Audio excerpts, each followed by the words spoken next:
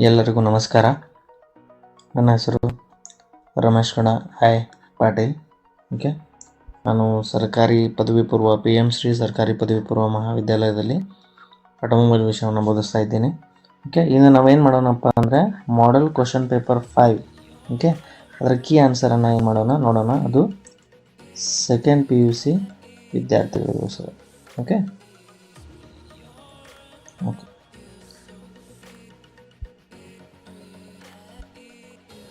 So ಈ ಎಲ್ಲ ಪ್ರಶ್ನೆಗಳು ಹಳೆಯ ಪ್ರಶ್ನೆ ಪತ್ರಿಕೆಗಳಲ್ಲಿ ಒಂದು ಸಾರಿ ಕೇಳಿದ್ದಾರೆ. ಸೊ ಅದಕ್ಕೋಸ್ಕರ ನಾವೇನು ಮಾಡೋಣ, ಸೊ ಒಂದೊಂದೇ ಪ್ರಶ್ನೆಗಳನ್ನು ನೋಡ್ತಾ ಹೋಗೋಣ. ಸೊ ಇದರಲ್ಲಿ ನಿಮಗೆ 10 MCQ ಕ್ವಶನ್ಗಳನ್ನು ಕೇಳ್ತಾರೆ. ಅದರಲ್ಲಿ 2 ಎಂಪ್ಲಾಯಬಿಲಿಟಿ ಮತ್ತು 8 ಆಟೋಮೊಬೈಲ್ ರಿಲೇಟೆಡ್ ಆಗಿ ಇರುತ್ತೆ. ಓಕೆ, ಸೊ ಈ ಥರ.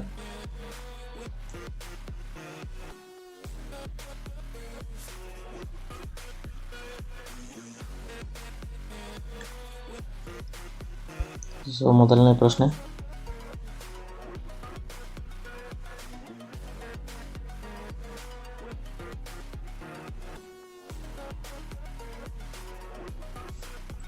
ಸೊ ಇಲ್ಲಿ ನೋಡಿ, identify the object in the sentence.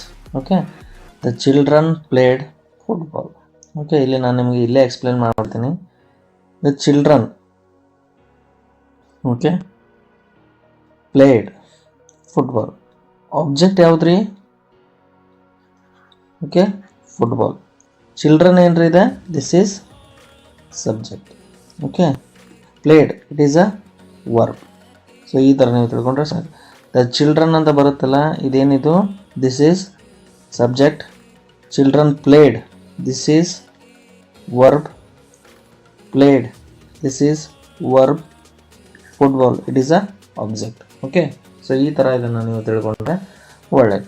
Okay, we will go to the next question.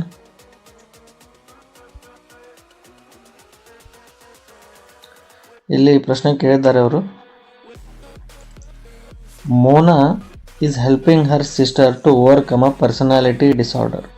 Okay, personality disorder ಅನ್ನುವಂಥ ರೋಗ ಇದೆ ಮೋನಾಗೆ. ಅವಳು ಏನು ಮಾಡ್ತಿದ್ದಾಳೆ? ಅವಳ ತಂಗಿಗೆ ಏನು ಮಾಡ್ತಿದ್ದಾಳೆ? ಹೆಲ್ಪ್ ಮಾಡ್ತಿದ್ದಾಳೆ.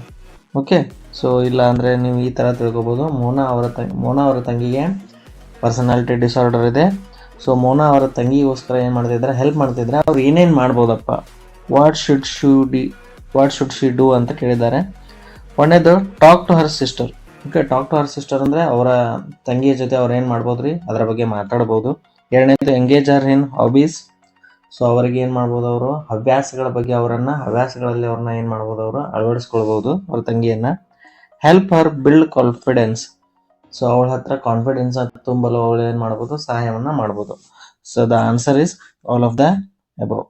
ಸೊ ಈ ಥರ ತಿಳ್ಕೊಂಡ್ರೆ ಇದು ಇನ್ನೂ ಒಳ್ಳೆಯದು. ಇಲ್ಲಿ ಏನಾಗಿರುತ್ತೆ ಅಂದರೆ, ಮೋನಾ ಇದಾರಲ್ಲ, ಇವರ ಸಿಸ್ಟರ್ಗೆ ಏನಾಗಿರುತ್ತೆ? ಪರ್ಸನಾಲಿಟಿ ಡಿಸಾರ್ಡರ್ ಅನ್ನುವಂಥ ಪ್ರಾಬ್ಲಮ್ ಇರುತ್ತೆ. ಅದಕ್ಕೋಸ್ಕರ ಮೋನಾ ಅವರು ಏನೇನು ಮಾಡ್ಬೋದು ಅವರ ತಂಗಿಗೆ ಅಂತ ಈ ಪ್ರಶ್ನೆಯನ್ನು ಏನು ಮಾಡಿದ್ದಾರೆ? ಅವರು ನಮಗೆ ಕೇಳಿದ್ದಾರೆ. The answer is all of the above. Okay, will go to the next question.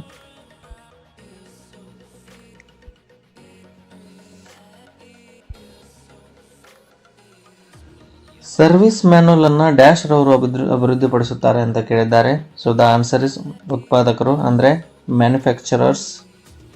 Okay, dealer ಅಲ್ಲ, ಶೋರೂಮ್ದವರು ಇದನ್ನು ನಿಮಗೆ ಪ್ರೊವೈಡ್ ಮಾಡ್ತಾರೆ. ನೀವು ಕೇಳಿದರೆ ಅವ್ರು ನಿಮಗೆ ಒಂದು ಕಾಪಿಯನ್ನು ಏನು ಮಾಡ್ತಾರೆ? ಪ್ರೊವೈಡ್ ಮಾಡ್ತಾರೆ. ಸರ್ವಿಸ್ ಸೆಂಟರ್, ಸೊ ಇಲ್ಲಿ ವಾಹನಗಳ ಸೇವೆ ಆಗುತ್ತೆ. ಓಕೆ, ದ ಆನ್ಸರ್ ಇಸ್ ಉತ್ಪಾದಕರು.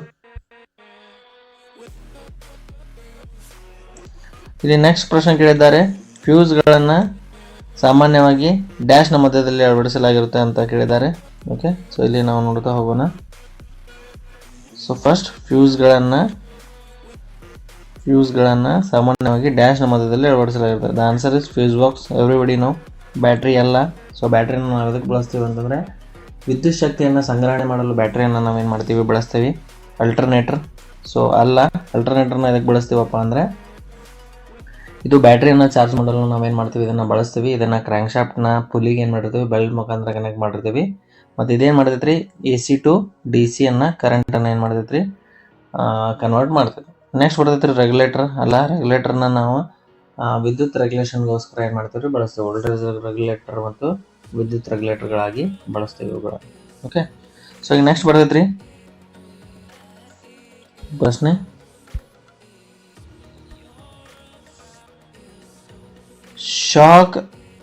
ಶಾಕ್ ಅಬ್ಸಾರ್ಬರ್ನ ಪ್ರಮುಖ ಸರ್ವಿಸ್ ಅನ್ನ ಪ್ರತಿ ಡ್ಯಾಶ್ ಕಿಲೋಮೀಟರ್ಗಳೊಮ್ಮೆ ಪರೀಕ್ಷಿಸಬೇಕು ಅಂತ ಕೇಳಿದ್ದಾರೆ. Okay, so the answer is 20,000 kilometre ರೀ. ಓಕೆ, 50,000 ಕಿಲೋಮೀಟರ್ ಅಲ್ಲ, 10,000 ಕಿಲೋಮೀಟರ್ ಅಲ್ಲ, 30,000 ಕಿಲೋಮೀಟರ್ ಅಲ್ಲ.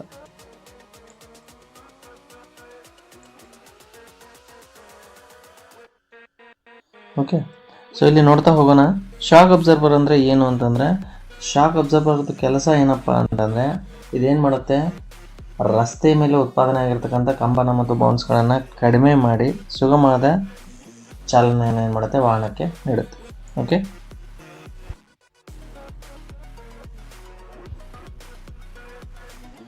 ನೆಕ್ಸ್ಟ್ ಬರುತ್ತೆ ಅಸಮರ್ಪಕ wheel base. So wheel base ಅಂತಂದರೆ ಫ್ರಂಟ್ ಆಕ್ಸಲ್ನಿಂದ ರಿಯರ್ ಆಕ್ಸಲ್ ನಡುವಿನ ಒಳಗಿನ ಅಂತರವನ್ನು ನಾವೇನ್ತೀವಿ ವೀಲ್ ಬೇಸ್ ಅಂತ ಕರಿತೀವಿ.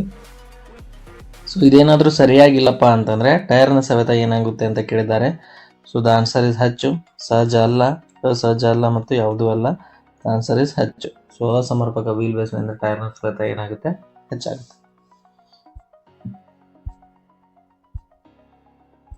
ನೆಕ್ಸ್ಟ್ ಪ್ರಶ್ನೆ. ಡಯಾಫ್ರಾಮ್ ಕ್ಲಚ್ನಲ್ಲಿ ಕಾಯಿಲ್ ಸ್ಪ್ರಿಂಗ್ ಬದಲಿಗೆ ಡ್ಯಾಶ್ ಅನ್ನು ಬಳಸಲಾಗುತ್ತದೆ. ಡಯಾಫ್ರಾಮ್ ಸ್ಪ್ರಿಂಗ್ ಕ್ಲಚ್ ಅಲ್ಲ, ಗೇರ್ ಅಲ್ಲ ಮತ್ತು ಟ್ರಾನ್ಸ್ಮಿಷನ್ ಅಲ್ಲ.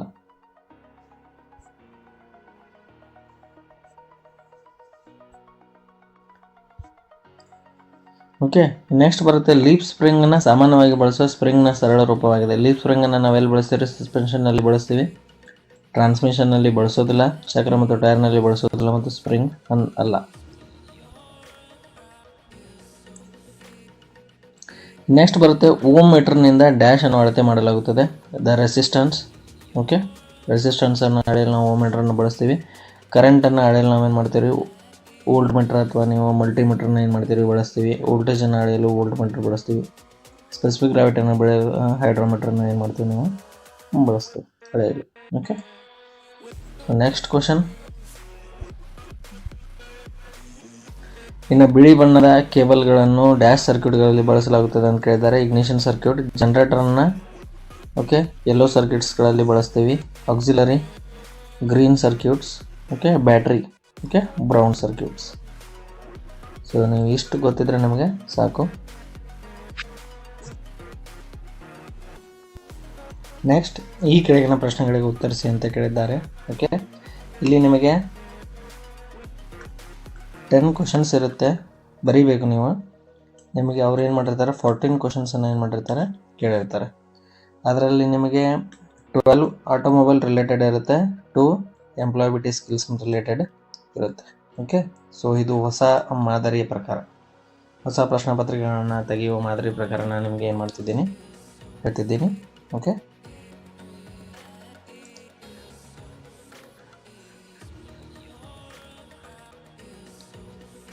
ಸೊ ಪ್ರಶ್ನೆ ನೋಡೋಣ. ಸೇವಾ ಕೈಪಿಡಿ ಅಥವಾ ಸರ್ವಿಸ್ ಮ್ಯಾನ್ಯುವಲ್ನ ಏಕೆ ಉಪಯೋಗಿಸುತ್ತಾರೆ ಅಂತ ಕೇಳಿದ್ದಾರೆ.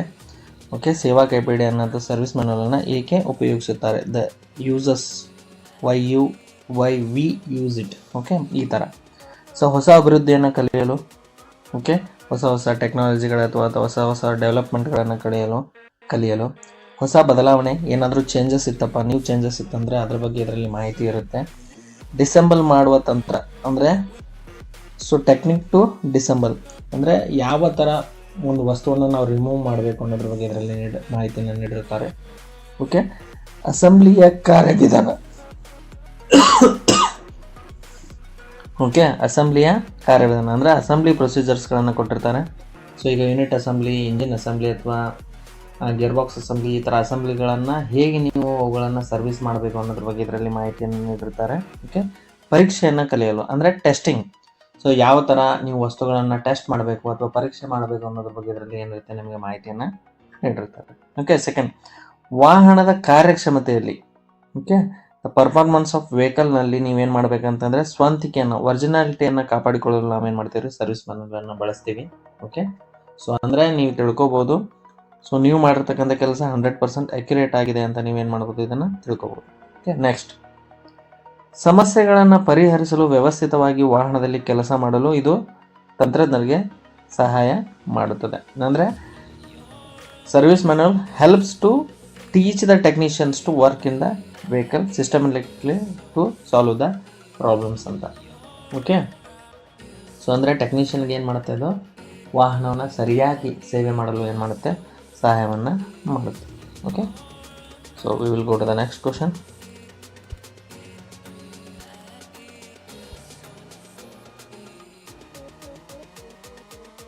ಸೊ ಇಲ್ಲಿ ಕೇಳಿದ್ದಾರೆ ಕಂಪ್ರೆಷನ್ ರಿಂಗ್ಗಳ ಪ್ರಾಮುಖ್ಯತೆಯನ್ನು ಬರೀರಿ ಅಂತ ಕೇಳಿದ್ದಾರೆ. ಸೊ ಆಟೋಮೊಬೈಲ್ ಪಿಸ್ಟನ್ನಲ್ಲಿ 3 ರಿಂಗ್ಗಳಿರುತ್ತೆ. ಓಕೆ, 2 ಕಾಂಪ್ರೆಷನ್ ರಿಂಗ್ ಮತ್ತು 1 ಆಯಿಲ್ ರಿಂಗ್ ಇರುತ್ತೆ. ಓಕೆ, ಸೊ ಇಲ್ಲಿ ಏನು ಕೇಳಿದ್ದಾರೆ ಅಂದರೆ ಇವರು ಕಾಂಪ್ರೆಷನ್ ರಿಂಗ್ನ ಬಗ್ಗೆ ಕೇಳಿದ್ದಾರೆ. ಸೊ ಸಂಕೋಚನ ಉಂಗುರದ ಮುಖ್ಯ ಕಾರ್ಯ ಏನಪ್ಪ ಅಂದರೆ ದಹನ ಅನಿಲಗಳನ್ನು ಬಲೆಗೆ ಬೀಳಿಸುವುದು, ಅಂದರೆ trap the combustion gases. So air and fuel mixer ಆಗಿರ್ಬೋದು ಅಥವಾ ಏರ್ ಆಗಿರ್ಬೋದು as per petrol and diesel ignition, ಮತ್ತು ದಹನ ಮತ್ತು ಒತ್ತಡದ ದಕ್ಷತೆಯನ್ನು ಹೆಚ್ಚಿಸುವುದು. Okay, increase the combustion pressure and efficiency, ಅಂದರೆ ಗಾಳಿ ಮತ್ತು ಇಂಧನದ ಮಿಶ್ರಣದ ದಹನದ ದಕ್ಷತೆಯನ್ನು ಏನು ಮಾಡುತ್ತೆ, ಇದು ಹೆಚ್ಚಿಸುತ್ತೆ ಅಂತ ನೀವೇನು ಮಾಡ್ಬೋದು, ತಿಳ್ಕೊಬೋದು. ನೆಕ್ಸ್ಟ್ ಪ್ರಶ್ನೆ ಬರುತ್ತೆ. ಓಕೆ, ಪಪೆಟ್ ವಾಲ್ನ ಅಂದವಾದ ಚಿತ್ರವನ್ನು ಬರೆದು ಭಾಗಗಳನ್ನು ಗುರುತಿಸ್ರಿ ಅಂತ ಇಲ್ಲಿದೆ. ಸೊ ಇಲ್ಲಿ ನೀವು ವಾಲ್ ಸ್ಟೆಮ್ ಬಗ್ಗೆ ಬರೀಬೋದು, valve face, margin. Okay, so fillet, stem. So ನೀವು ಚಿತ್ರವನ್ನು ತೆಗೆದು ಭಾಗಗಳನ್ನ ಏನು ಮಾಡಬೇಕು, ಗುರುತಿಸಿದರೆ ಸಾಕು. Okay, we will go to the next question.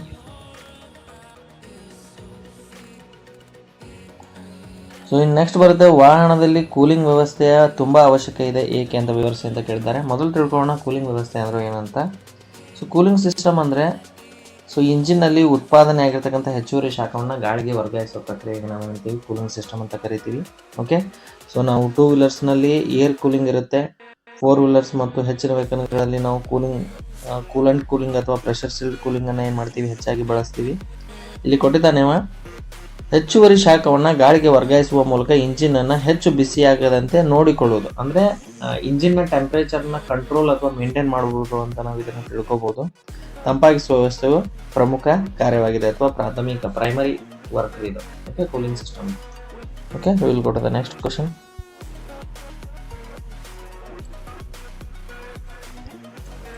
So next question ಬರುತ್ತೆ, ಟರ್ಬೋ ಚಾರ್ಜರ್ನ ಬಳಕೆಯನ್ನು ವಿವರಿಸಿ ಅಂತ ಕೇಳಿದ್ದಾರೆ.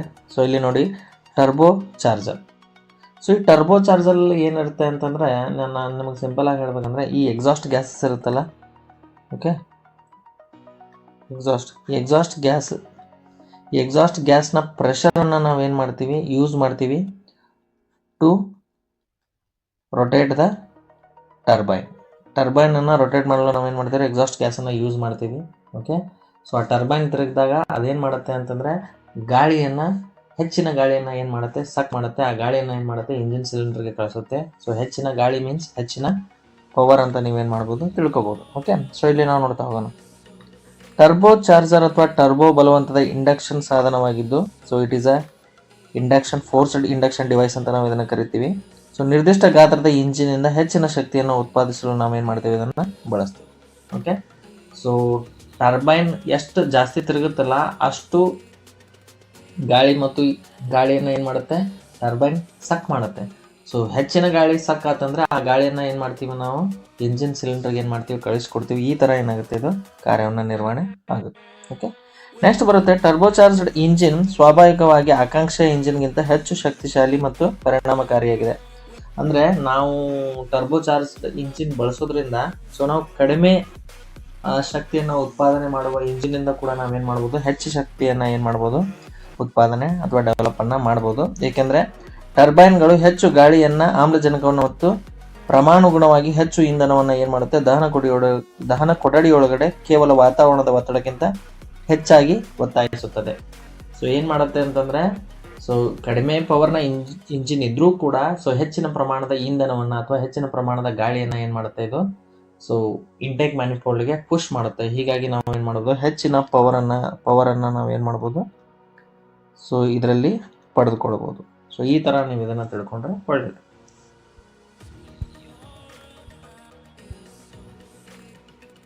ಸೊ ನೆಕ್ಸ್ಟ್ ಕೇಳ್ತಾರೆ, ಸ್ವಯಂ ಚಾಲಿತ ಪ್ರಸರಣ ವ್ಯವಸ್ಥೆಯನ್ನು ವಿವರಿಸಿ ಅಂತ ಕೇಳಿದ್ದಾರೆ. ಸೊ ಇದಕ್ಕೆ ನಾವೇನಂತೀವಿ an automatic transmission is called as automatic gear box ಅಂತ. ಸೊ ಇದಕ್ಕೆ ನಾವೇನು ಮಾಡ್ತೀವಿ, ಆಟೋಮೆಟಿಕ್ ಟ್ರಾನ್ಸ್ಮಿಷನನ್ನು ನಾವು ಆಟೋಮೆಟಿಕ್ ಗೇರ್ ಬಾಕ್ಸ್ ಅಂತ ಕೂಡ ಏನು ಮಾಡ್ತೀವಿ ರೀ, ಕರಿತೀವಿ. ಯಾಕಂದರೆ ಇದು ಒಂದು ರೀತಿಯ ಮೋಟಾರ್ ವಾಹನ ಪ್ರಸರಣವಾಗಿದ್ದು ಇದೊಂಥರ ಟ್ರಾನ್ಸ್ಮಿಷನ್ ಆಗಿದ್ದು. ಸೊ ವಾಹನವು ಚಲಿಸುವಾಗ ಸ್ವಯಂ ಚಾಲಿತವಾಗಿ ಗೇರ್ ಅನುಪಾತಗಳನ್ನು ಬದಲಾಯಿಸ್ಬೋದು. ಸೊ ಮೊದಲಿಗೆಲ್ಲ ಏನಾಗ್ತಿದ್ರೆ, ಡ್ರೈವರ್ ಏನು ಮಾಡ್ತಿದ್ರು ಅಂತಂದ್ರೆ according to the vehicle speed ಅಥವಾ ರೋಡ್ ಕಂಡೀಷನ್ ಗೇರ್ಗಳನ್ನು ಬದಲಾವಣೆ ಮಾಡ್ತಿದ್ರು. ಈಗ ಆ ತರಹದ ಸಿಸ್ಟಮ್ ಇಲ್ಲ. ಸೊ ಹೈ ಎಂಡೆಡ್ ಮಾಡೆಲ್ ಅಥವಾ ನಾವು ಹೈ ಎಂಡ್ ಮಾಡೆಲ್ ಅಂತ ಕರಿತೀವಿ.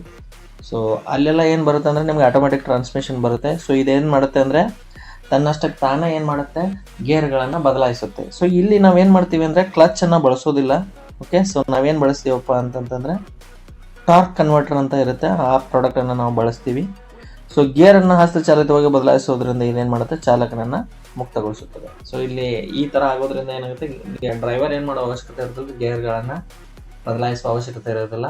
ಸೊ ಅವನು ಸ್ಪೀಡ್ ಹೆಚ್ಚು ಮಾಡಬೇಕಂದ್ರೆ ಅವನು ಎಕ್ಸಲರೇಷನ್ ಪೆಡಲನ್ನು ಏನು ಮಾಡಬೇಕು, ಪ್ರೆಸ್ ಮಾಡಬೇಕು. ಸೊ ಸ್ಪೀಡ್ ಡಿಕ್ರೀಸ್ ಮಾಡಬೇಕು ಅಂದರೆ ಅವನು ಬ್ರೇಕ್ ಪೆಡಲನ್ನು ಪ್ರೆಸ್ ಮಾಡಬೇಕು. ಈ ಥರ ಏನು ಮಾಡುತ್ತೆ, ಇದು ವರ್ಕ್ ಆಗುತ್ತೆ. ಓಕೆ, ನೆಕ್ಸ್ಟ್ ಬರುತ್ತೆ MPFI ವ್ಯವಸ್ಥೆಯ ಮುಖ್ಯ ಅಂಶಗಳನ್ನು ಪಟ್ಟಿ ಮಾಡಿರಿ ಅಂತೇಳಿ. ಸೊ MPFI ವ್ಯವಸ್ಥೆಯಲ್ಲಿ ಫಸ್ಟ್ ಬರುತ್ತೆ ECM. ಸೊ ಇದಕ್ಕೆ ನಾವೇನಂತೀವಿ ರೀ, ವೆಹಿಕಲ್ ಬ್ರೈನ್ ಅಂತ ಕೂಡ ನಾವೇನು ಮಾಡ್ತೀವಿ, ಇದಕ್ಕೆ ಕರಿತೀವಿ. ಓಕೆ, ಇದೇ ಪೂರ್ತಿ ಸಿಸ್ಟಮನ್ನು ಏನು ಮಾಡುತ್ತೆ, ಆಪ್ರೇಟ್ ಮಾಡುತ್ತೆ. ಸೆಕೆಂಡ್ ಬರುತ್ತೆ ಸೆನ್ಸರ್.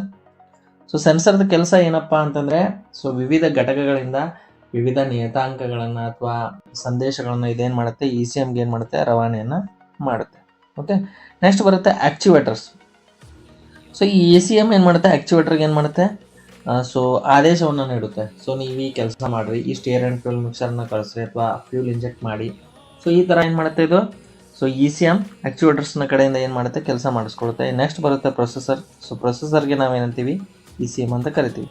ಸೊ ECMನ್ನು ನೀವು ಇಂಜಿನ್ ಕಂಟ್ರೋಲ್ ಮಾಡ್ಯೂಲ್ ಅಂತ ಕೂಡ ಏನು ಮಾಡ್ಬೋದು, ಕರಿಬೋದು. Okay, so we will go to the next question.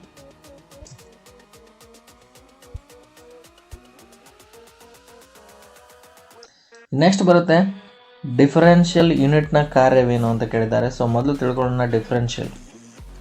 Okay, differential ಎಲ್ಲಿ ಬರುತ್ತೆ ಅಂತ. ಸೊ ಡಿಫರೆನ್ಷಿಯಲ್ ಏನು ಬರುತ್ತೆ ಅಂದರೆ, ಡಿಫರೆನ್ಷಿಯಲ್ ನಾವು ರಿಯರ್ ವೀಲ್ಸ್ನಲ್ಲಿ ಅಥವಾ ಫ್ರಂಟ್ ವೀಲ್ಸ್ನಲ್ಲಿ ಬಳಸ್ತೀವಿ. Okay, so front wheel drive differential ಮುಂದೆ ಇರುತ್ತೆ, ಫ್ರಂಟ್ ಇರುತ್ತೆ. ಸೊ ರಿಯರ್ ವೀಲ್ ಡ್ರೈವ್ ಅಥವಾ 4 ವೀಲ್ ಡ್ರೈವ್, ಸೊ ಅಲ್ಲಿ ಏನಿರುತ್ತೆ, ಹಿಂದೆ ಡಿಫರೆನ್ಷಿಯಲನ್ನು ನಾವೇನು ಮಾಡಿರ್ತೀವಿ, ಫಿಕ್ಸ್ ಮಾಡಿರ್ತೀವಿ.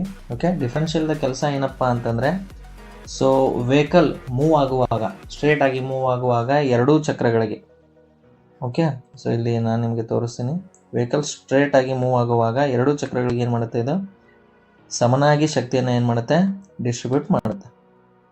ಓಕೆ, ಸೊ ಅದೇ ವೆಹಿಕಲ್ ಲೆಫ್ಟ್ ಅಥವಾ ರೈಟ್ ಟರ್ನ್ ಆಗುವಾಗ ಒಳಗಿನ ಚಕ್ರಕ್ಕೆ ಕಡಿಮೆ ಮತ್ತು ಹೊರಗಿನ ಚಕ್ರಕ್ಕೆ ಜಾಸ್ತಿ ಪವರ್ನ ಏನು ಮಾಡುತ್ತೆ, ಇದು ಡಿಸ್ಟ್ರಿಬ್ಯೂಟರನ್ನು ಮಾಡುತ್ತೆ. ಓಕೆ, ಡಿಸ್ಟ್ರಿಬ್ಯೂಟ್ ಮಾಡುತ್ತೆ, ಪವರ್ನ ಡಿಸ್ಟ್ರಿಬ್ಯೂಟ್ ಮಾಡುತ್ತೆ. ಈ ಥರ ನೀವು ಇದನ್ನು ತಿಳ್ಕೊಂಡ್ರೆ ಒಳ್ಳೆಯದು. ಸೊ ಈಗ ನಾವೇನು ಮಾಡೋಣಪ್ಪ ಅಂತಂದರೆ, ಸೊ ಇದರ ಬಗ್ಗೆ ಏನು ಮಾಡೋಣ, ಥಿಯರಾಟಿಕಲಿ ಏನಿದೆ ಪ್ರಶ್ನೆಗೆ ಏನು ಉತ್ತರ ಕೊಡ್ಬೋದು ಅನ್ನೋದ್ರ ಬಗ್ಗೆ ಹೋಗೋಣ. ಡಿಫರೆನ್ಷಿಯಲ್ ಎನ್ನುವುದು ಗೇರ್ಗಳನ್ನು ಬಳಸುವ ಸಾಧನ. ಸೊ ಇದರಲ್ಲಿ ಗೇರ್ಗಳಿರುತ್ತೆ. ಯಾವ ಗೇರ್ ಇರುತ್ತೆ ಅಂದರೆ ಸಣ್ಣ ಗೇರ್, ಸ್ಟಾರ್ ಗೇರ್ ಅಂತ ಇರುತ್ತೆ, ಕ್ರೌನ್ ವೀಲ್ ಇರುತ್ತೆ. ಓಕೆ, ಸೊ ಇವೆಲ್ಲ ಗೇರ್ಗಳನ್ನು ಹೊಂದಿರುತ್ತೆ. ಶಾಫ್ಟ್ಗಳ ಮೂಲಕ ಟಾರ್ಕ್ ಮತ್ತು ತಿರುಗುವಿಕೆಯನ್ನು ರವಾನಿಸುವ ಸಾಮರ್ಥ್ಯವನ್ನು ಹೊಂದಿದೆ. ಓಕೆ, ಸೊ ಪ್ರೊಪೆಲ್ಲರ್ ಶಾಫ್ಟ್ನಿಂದ ಪಿನಿಯನ್ ಗೇರ್ ಬರುತ್ತೆ, ಬಂದು ಏನಾಗುತ್ತೆ, ಡಿಫರೆನ್ಷಿಯಲ್ನ ಕ್ರೌನ್ ವೀಲನ್ನು ಏನು ಮಾಡುತ್ತೆ, ರೊಟೇಟ್ ಮಾಡುತ್ತೆ. ಕ್ರೌನ್ ವೀಲ್ ಸ್ಪೈಡರ್ ಗೇರ್ಗಳನ್ನು ರೊಟೇಟ್ ಮಾಡುತ್ತೆ, ಸ್ಪೈಡರ್ ಗೇರ್ ಸ್ಟಾರ್ ಗೇರ್ಗಳನ್ನು ಏನು ಮಾಡುತ್ತೆ, ರೊಟೇಟ್ ಮಾಡುತ್ತೆ. ಈ ಥರ ಈ ಡಿಫರೆನ್ಷಿಯಲ್ ಏನಾಗುತ್ತೆ, ಕೆಲಸವನ್ನು ಮಾಡುತ್ತೆ. ಸೊ ಆಯಾ ಚಕ್ರಗಳಿಗೆ ತಿರುಗಿಸುವಾಗ ಇದು ಶಕ್ತಿಯನ್ನು ವರ್ಗಾಯಿಸುತ್ತದೆ. ಓಕೆ, ಸೊ ನೀವು ಲೆಫ್ಟ್ ಟರ್ನ್ ತೊಗೊಳ್ತಾ ಇದ್ದೀರಿ ಅಂತಂದರೆ ಒಳಗಿನ ಚಕ್ರಕ್ಕೆ ಕಡಿಮೆ ಶಕ್ತಿಯನ್ನು ಮತ್ತು ಹೊರಗಿನ ಚಕ್ರಕ್ಕೆ ಜಾಸ್ತಿ ಶಕ್ತಿಯನ್ನು ಇದು ಪ್ರೊವೈಡ್ ಮಾಡುತ್ತೆ. ಸೊ ಅದೇ ನೀವು ರೈಟ್ ಟರ್ನ್ ತೆಗೆದುಕೊಳ್ತಾ ಇದ್ದೀರಪ್ಪ ಅಂತಂದರೆ ಒಳಗಿನ ಚಕ್ರಕ್ಕೆ ಅಂದರೆ ಬಲ ಚಕ್ರಕ್ಕೆ ಕಡಿಮೆ ಶಕ್ತಿಯನ್ನು ಮತ್ತು ಎಡ ಚಕ್ರಕ್ಕೆ ಜಾಸ್ತಿ ಶಕ್ತಿಯನ್ನು ಏನು ಮಾಡುತ್ತಿದೆ, ವರ್ಗಾಯಿಸುತ್ತದೆ. ಇದು ಕ್ರೌನ್ ವೀಲ್, ಸಣ್ಣ ಗೇರ್ ಮತ್ತು ಸ್ಟಾರ್ ಗೇರ್ಗಳನ್ನು ಏನು ಮಾಡಿದೆ, ಒಳಗೊಂಡಿದೆ. ಸೊ ಇವು ಡಿಫರೆನ್ಷಿಯಲ್ನ ಪಾರ್ಟ್ಸ್ಗಳು ಅಂತ ನೀವು ಕನ್ಸಿಡರ್ ಮಾಡ್ಬೋದು. So will go to the next question. ಶಾಕಲನ್ನು ವ್ಯಾಖ್ಯಾನಿಸಿ ಅಂತ ಕೊಟ್ಟಿದ್ದಾರೆ.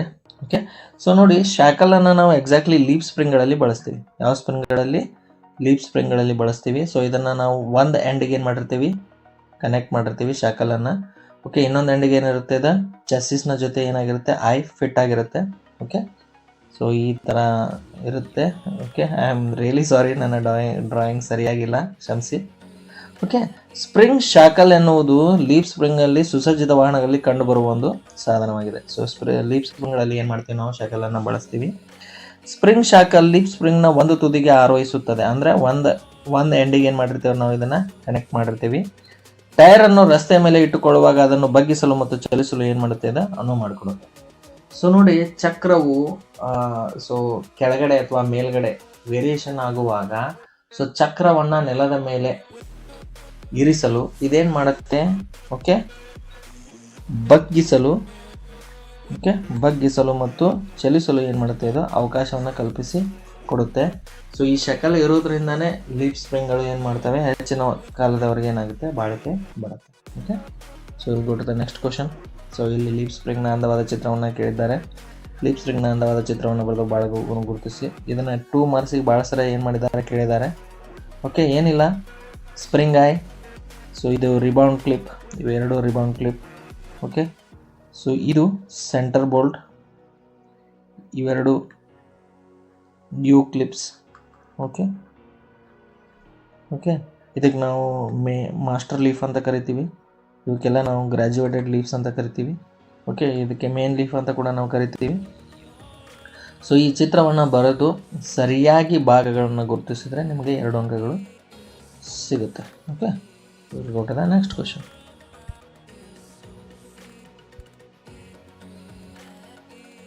ಇಲ್ಲಿ ನಿಮಗೆ ಮತ್ತೆ ಕೇಳಿದ್ದಾರೆ, ಓಕೆ, ಆಟೋಮೊಬೈಲ್ ಕೇಬಲ್ಗಳನ್ನು ವರ್ಗೀಕರಿಸಿರಿ ಅಂತೇಳಿ. ಸೊ 6 ಕೇಬಲ್ಗಳಿವೆ. ಸೊ ಇಲ್ಲಿ ನಾವು ಒಂದೊಂದೇ ನೋಡ್ತಾ ಹೋಗೋಣ. Brown cable, so battery circuit. ನೀಲಿ ಕೇಬಲ್, ಸೊ ನೀಲಿ ಕೇಬಲ್ಗಳನ್ನು ನಾವು ಹೆಡ್ಲ್ಯಾಂಪ್ ಸರ್ಕ್ಯೂಟ್ಗಳಲ್ಲಿ ಏನು ಮಾಡ್ತೀವಿ, ಬಳಸ್ತೀವಿ. ನೆಕ್ಸ್ಟ್ ಯೆಲ್ಲೋ ಕೇಬಲ್, ಜನರೇಟರ್ ಕೇಬಲ್ಗಳಲ್ಲಿ ಏನು ಮಾಡ್ತೀವಿ, ಬಳಸ್ತೀವಿ. Next white cable, so ignition ಸರ್ಕ್ಯೂಟ್ಗಳಲ್ಲಿ ಏನು ಮಾಡ್ತೀವಿ, ಬಳಸ್ತೀವಿ. ಗ್ರೀನ್ ಕೇಬಲ್, ಓಕೆ, ಆಕ್ಸಿಲರಿ ಸರ್ಕ್ಯೂಟ್ಗಳಲ್ಲಿ ಏನು ಮಾಡ್ತೀವಿ, ಬಳಸ್ತೀವಿ. ನೆಕ್ಸ್ಟ್ ಕಪ್ಪು ಕೇಬಲ್, ಅರ್ತ್ ಗ್ರೌಂಡ್ ಕೇಬಲ್ಸ್ಗಳಲ್ಲಿ ಏನು ಮಾಡ್ತೀವಿ, ನಾವು ಇವುಗಳನ್ನು ಬಳಸ್ತೀವಿ. ಇಷ್ಟು ಬರುತ್ತೆ, ಇಷ್ಟು ಗೊತ್ತಿದ್ರೆ ನಿಮಗೆ ಸಾಕು. ಸೊ ಇದರಲ್ಲಿ ನಿಮಗೆ ಒಂದು MCQ ಕೇಳ್ತಾರೆ ಮತ್ತು 3 ಅಥವಾ 6 ಮಾರ್ಕ್ಸ್ಗೆ ಏನು ಮಾಡ್ತಾರೆ, ಸೊ ಕೇಬಲ್ಗಳ ವಿಂಗಡಣೆಯನ್ನು ಏನು ಮಾಡ್ತಾರೆ, ಕೇಳ್ತಾರೆ. Okay, will go to the next question. So next question ಇದೆ, ಎಲ್ಲ ವಾಹನಗಳಲ್ಲಿ ಬ್ಯಾಟ್ರಿ ಅವಶ್ಯಕ ಏಕೆ ಅಂತ ಕೇಳಿದ್ದಾರೆ. ಓಕೆ, ಸೊ ನೋಡ್ರಿ, the battery is the heart of an electrical system. So battery ಇಲ್ಲಪ್ಪ ಅಂತಂದರೆ ಆಟೋ ಎಲೆಕ್ಟ್ರಿಕಲ್ ಸಿಸ್ಟಮ್ನಲ್ಲಿ ಏನೂ ಇಲ್ಲ ಅಂತ ಅರ್ಥ. This is the heart. Okay, so ಏನು ಮಾಡುತ್ತೆ, the battery must be in good usable condition. So ಇದೇನಾಗಿರ್ಬೇಕು ರೀ, ಒಂದು ಒಳ್ಳೆ ಕಂಡೀಷನ್ ಒಳಗಿರಬೇಕು, ಎನಿ ಟೈಮ್ ಫುಲ್ ಚಾರ್ಜಡ್ ಆಗಿರಬೇಕು. Okay, for the rest the electrical system function correctly. Okay, so ಇದು ಒಳ್ಳೆ ಕಂಡೀಷನ್ ಒಳಗಿರುತ್ತೆ ಅಂದರೆ ನಿಮ್ಮ ಎಲೆಕ್ಟ್ರಿಕಲ್ ಸಿಸ್ಟಮ್ ಏನಾಗಿರುತ್ತೆ, ಒಳ್ಳೆ ಕಂಡೀಷನ್ ಏನಾಗುತ್ತೆ, ಆಪ್ರೇಟ್ ಆಗುತ್ತೆ ಅಂತ ಹೇಳಿದ್ದಾರೆ. ಸೊ ಇದೇನು ಮಾಡುತ್ತಪ್ಪ ಅಂದರೆ ಎಲೆಕ್ಟ್ರಿಕಲ್ ಎನರ್ಜಿಯನ್ನು ಸ್ಟೋರ್ ಮಾಡುತ್ತೆ ಮತ್ತು ನಿಮಗೆ ಯಾವಾಗ ಬೇಕಲ್ಲ, ಸೊ ನಿಮ್ಮ ಆಟೋಮೊಬೈಲ್ ವಿದ್ಯುತ್ ಘಟಕಗಳಿಗೆ ಯಾವಾಗ ಕರೆಂಟ್ ಬೇಕಲ್ಲ ಅವಾಗ ಏನು ಮಾಡುತ್ತೆ, ಕರೆಂಟನ್ನು ಅದು ವಿದ್ಯುತ್ತನ್ನು ಏನು ಮಾಡುತ್ತೆ, ಸರಬರಾಜು ಮಾಡುತ್ತೆ. ಓಕೆ, ಸೊ ಬ್ಯಾಟರಿಯು ಆಟೋಮೋಟಿವ್ ಎಲೆಕ್ಟ್ರಿಕಲ್ ಸಿಸ್ಟಮ್ನ ಹೃದಯವಾಗಿದ್ದು ಉಳಿದ ವಿದ್ಯುತ್ ವ್ಯವಸ್ಥೆಯ ಸರಿಯಾಗಿ ಕಾರ್ಯನಿರ್ವಹಿಸಲು ಬ್ಯಾಟರಿಯು ಉತ್ತಮ ಬಳಕೆ ಸ್ಥಿತಿಯಲ್ಲಿ ಇರಬೇಕು. ಇದೇನು ಮಾಡುತ್ತೆ, ಸೊ ನೆಕ್ಸ್ಟ್ ವಿದ್ಯುತ್ ಘಟಕಗಳಿಗೆ ಸೊ ವಿದ್ಯುತ್ತನ್ನು ಏನು ಮಾಡುತ್ತೆ, ಸರಬರಾಜು ಮಾಡುತ್ತೆ ಅವಶ್ಯಕತೆ ಇದ್ದಾಗ. Okay, so next question.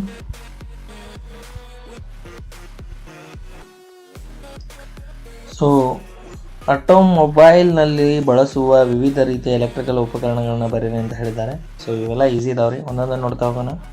Starting motor, ವಾಹನವನ್ನು ಪ್ರಾರಂಭಿಸಲು. ಓಕೆ, ಇಗ್ನಿಷನ್ ಸ್ವಿಚ್ 12 ವೋಲ್ಟಿಂದ 22,000 ವೋಲ್ಟ್ಗೆ ಕರೆಂಟನ್ನು ಜಂಪ್ ಮಾಡೋದು. Okay, next ignition coil, so ಇದು ಆನ್ಸರ್ ರೀ, ಇಗ್ನಿಷನ್ ಕಾಯಿಲ್ ಇದು ಆನ್ಸರ್ ರೀ. ಇಗ್ನಿಷನ್ ಸ್ವಿಚ್ ಅಂದರೆ ಸೊ ವೆಹಿಕಲ್ನಲ್ಲಿ ನಾವು ಕೀ ಇನ್ಸರ್ಟ್ ಮಾಡುವ ಜಾಗ ಇದೆಯಲ್ಲ, ಸೊ ಅದಕ್ಕೆ ನಾವೇನಂತೀವಿ ರೀ, ಇಗ್ನಿಷನ್ ಸ್ವಿಚ್ ಅಂತ ಕರಿತೀವಿ. ಇನ್ನು ನೆಕ್ಸ್ಟ್ ಬರುತ್ತೆ ಜನರೇಟರ್. ಸೊ ಇದೇನು ಮಾಡುತ್ತೆ, ಮೆಕ್ಯಾನಿಕಲ್ ಎನರ್ಜಿಯನ್ನು ಎಲೆಕ್ಟ್ರಿಕಲ್ ಎನರ್ಜಿಯಾಗಿ ಏನು ಮಾಡುತ್ತೆ, ಕನ್ವರ್ಟ್ ಮಾಡುತ್ತೆ. ಓಕೆ, ನೆಕ್ಸ್ಟ್ ಅಲ್ಟರ್ನೇಟರ್, ಬ್ಯಾಟ್ರಿಯನ್ನು ಏನು ಮಾಡುತ್ತೆ, ಇದು ಚಾರ್ಜ್ ಮಾಡುತ್ತೆ ಮತ್ತು ಸೊ AC ಕರೆಂಟನ್ನು DC ಕರೆಂಟಾಗಿ ಏನು ಮಾಡುತ್ತೆ, ಕನ್ವರ್ಟ್ ಮಾಡುತ್ತೆ. Okay. Next distributor. So 4 cylinder ಅಥವಾ 6 ಸಿಲಿಂಡರ್ ಇಂಜಿನ್ಗಳಲ್ಲಿ so at the end of the compression stroke spark ಪ್ಲಗ್ನಿಂದ ಯಾವ ಸಿಲಿಂಡರ್ಗೆ ಸ್ಪಾರ್ಕ್ ಆಗಬೇಕು ಅನ್ನೋದನ್ನು ಇದು ಡಿಸೈಡ್ ಮಾಡುತ್ತೆ. Okay. Spark plug at the end of the compression stroke it will create the electric spark. Okay. Next ಬರುತ್ತೆ ಕಟ್ಔಟ್ ಯೂನಿಟ್. ಕಟ್ಔಟ್ ಯೂನಿಟ್ ಏನಂದರೆ ಬ್ಯಾಟ್ರಿಯ ಸುರಕ್ಷತಾ ಸಾಧನ ಅಂತ ನಾವೇನು ಮಾಡ್ತೀವಿ ಅದನ್ನು ಕರಿತೀವಿ. ಸೊ ಇದೇನು ಮಾಡುತ್ತೆ, ಬ್ಯಾಟ್ರಿ ಸಂಪೂರ್ಣವಾಗಿ ಚಾರ್ಜ್ ಆಯ್ತಪ್ಪ ಅಂತಂದರೆ ಸೊ ಕರೆಂಟನ್ನು ಸಪ್ಲೈ ಮಾಡೋದನ್ನು ಇದೇನು ಮಾಡುತ್ತೆ, ನಿಲ್ಲಿಸುತ್ತೆ.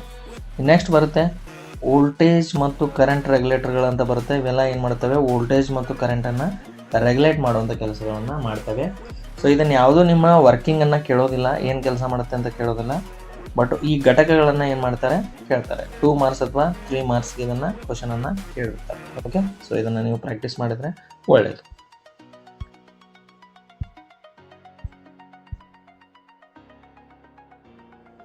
ಸೊ ಇಲ್ಲಿ ನೋಡೋಣ, ಆಟೋಮೊಬೈಲ್ ಕೇಬಲ್ನ 3 ಮುಖ್ಯ ವಿಭಾಗಗಳು ಯಾವ ಅಂತ ಕೇಳಿದ್ದಾರೆ. ಮೇನ್ 3